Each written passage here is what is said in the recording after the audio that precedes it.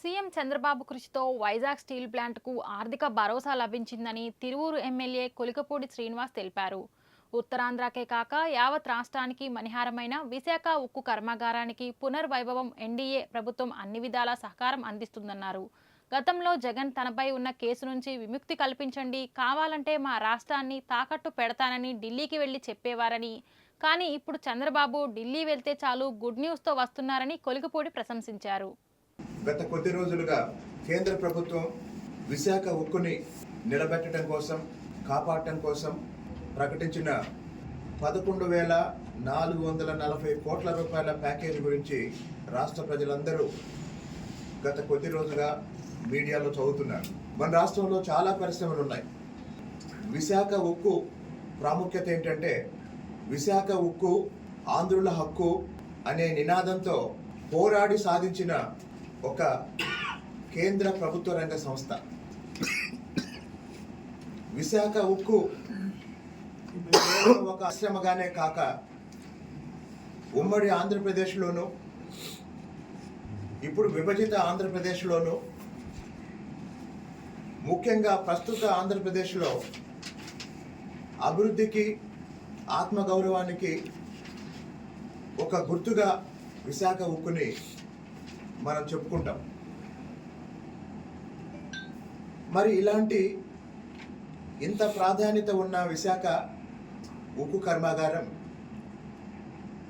గత 5 సంవత్సరాల్లో జగన్మోహన్ రెడ్డి గారి ప్రభుత్వం, జగన్మోహన్ రెడ్డి గారి మీద ఉన్న కేసుల వల్ల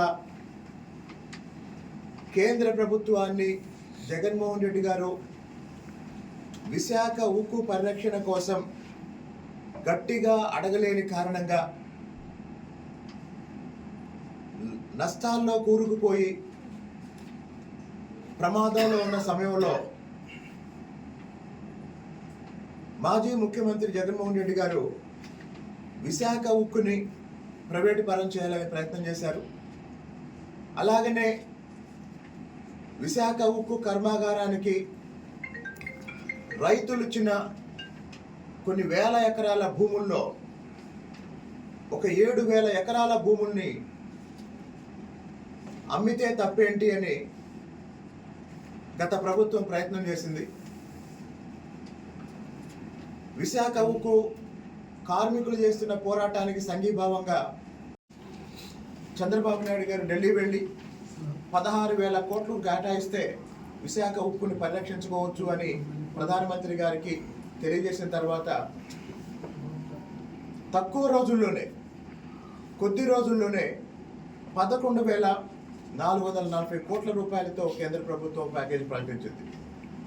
దీనిని బట్టి ఉత్తరాంధ్ర అభివృద్ధి కోసం, రాష్ట్రంలో ప్రభుత్వ రంగంలో ఉన్న పరిశ్రమల పరిరక్షణ కోసం, అలాగనే కొత్త పరిశ్రమల స్థాపన కోసం, పెట్టుబడులను తీసుకురావడం కోసం కూటమి ప్రభుత్వం ఎంత సీరియస్గా, ఎంత చిత్తశుద్ధితో పనిచేస్తుందో ఇది ఒక పెద్ద సాక్ష్యం.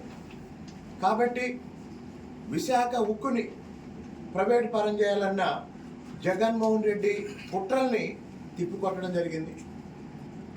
అలాగనే ఉత్తరాంధ్ర అభివృద్ధికి, పారిశ్రామికీకరణకి కూటమి ప్రభుత్వం చంద్రబాబు గారి నాయకత్వంలో ఎంత సీరియస్గా పనిచేస్తుందనేది ఈరోజు ఉత్తరాంధ్ర ప్రజలకి, మొత్తం రాష్ట్ర ప్రజలకి ఈ సంఘటన ద్వారా, ఈ నిర్ణయం ద్వారా తెలియజేస్తున్నాం. కాబట్టి రాబోయే రోజుల్లో కూడా విశాఖతో పాటు రాయలసీమలోను, కోస్తాంధ్రలోను, ఉత్తరాంధ్రలోను ఇదే విధంగా వీలైనన్ని చోట ప్రభుత్వ రంగంలోను, ఇతర ప్రాంతాల్లో ప్రైవేటు పెట్టుబడులతో రాబోయే 5 సంవత్సరాల్లో 20 లక్షల ఉద్యోగాల కల్పనే లక్ష్యంగా లోకేష్ గారు ఒక మహాయజ్ఞాన్ని ప్రారంభించారు. కాబట్టి అది సాధించే లక్ష్యంతోనే ఇవన్నీ చేస్తున్నాం.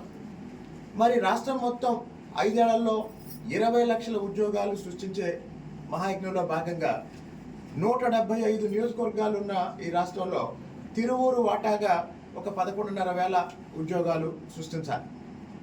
తిరువూరులో కూడా చంద్రబాబు నాయుడు గారు తిరువూరుకి ఒక హామీ ఇచ్చారు.